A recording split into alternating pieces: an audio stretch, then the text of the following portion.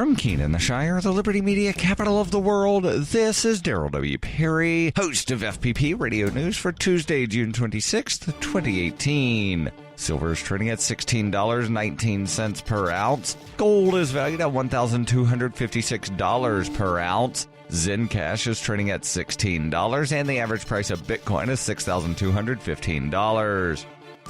Antiwar.com reports with the first skirmishes of the Syrian southwestern offensive starting to grow into outright fighting. Reports out of the area say that over 50,000 civilians have fled their homes in just the past week. This is overwhelmingly from the areas in the de-escalation zone expected to be the major targets in the fighting. Journalists in the area say that at least 27 civilians were killed. The displaced are scattering in all directions, some going deeper into rebel territory along the border, others heading north out of the likely contested areas. The de-escalation zone in Daraa was for quite some time totally calm, and a lot of people living in the area were much safer than people in most of the rest of the war-torn Syria. That zone is rapidly collapsing, however. Syria has telegraphed their offensive against rebels in the area for months as Al-Qaeda's Nusra Front has tried to attack army positions ahead of the offensive itself. With the fighting seeming likely to just grow in the weeks to come, locals are scrambling to find a safe place to wait it out. Are you an advocate for free market money? Do you promote Bitcoin as an alternative in a fiat-centric world? Then you need Spendabit in your arsenal, the search engine for things you can buy with Bitcoin. Spendabit aggregates millions of products from thousands of Bitcoin-enabled merchants. Keep your money in the free economy. Visit spendabit.co today. Bitcoin merchants, ask about our merchant suite to reach even more customers. Spendabit.co.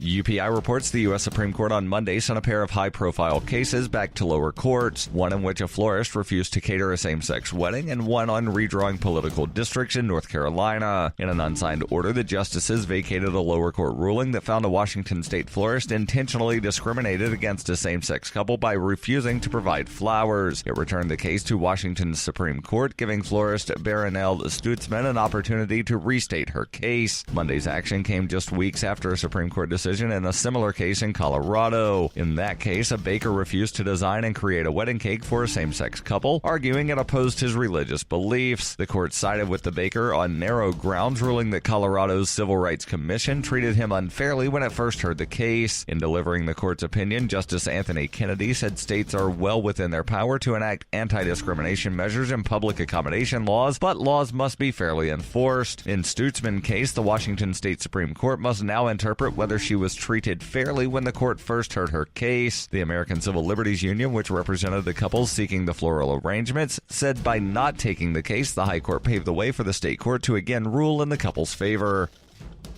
For over 40 years, Roberts & Roberts Brokerage has been a trusted source for buying and selling precious metals like gold and silver. And as a Bitcoin-preferred business, Roberts & Roberts Brokerage has removed the minimum purchase amount for all orders paid in the digital currency. Call Roberts & Roberts Brokerage today for knowledgeable advice on buying and selling precious metals and a forward-thinking approach to new technologies. 800-874-9760 or visit online at rrbi.co. Reuters reports the U.S. Supreme Court sided with Republicans in Texas and North Carolina on Monday in two more cases on the contentious issue of politicians manipulating electoral district boundaries for political gain, known as partisan gerrymandering. The justices upheld a batch of Republican-drawn legislative districts in Texas, including two in the U.S. House of Representatives, which had been thrown out by a lower court for diluting the power of minority voters. The ruling was 5-4, with conservative justices in the majority and the liberals dissenting. Separately, justices threw out a lower court ruling that had struck down North Carolina's Republican-drawn U.S. House districts, directing that the decision be revisited in the light of ruling in the Wisconsin gerrymandering case last week that also preserved a Republican-drawn electoral map. The North Carolina dispute differed from the Texas case decided on Monday in that it focused on the redrawing of electoral maps by state legislators to give one party a lopsided advantage rather than for racial discrimination. The decision will not affect the maps used for this year's election. The Supreme Court last week declined to use high-profile cases from Wisconsin and Maryland to restrict partisan gerrymandering. The Supreme Court for decades has invalidated state electoral maps due to racial discrimination, but has been reluctant to intervene over district boundaries drawn purely for partisan advantage. This has been FPP Radio News. Online at FPPRadio.com.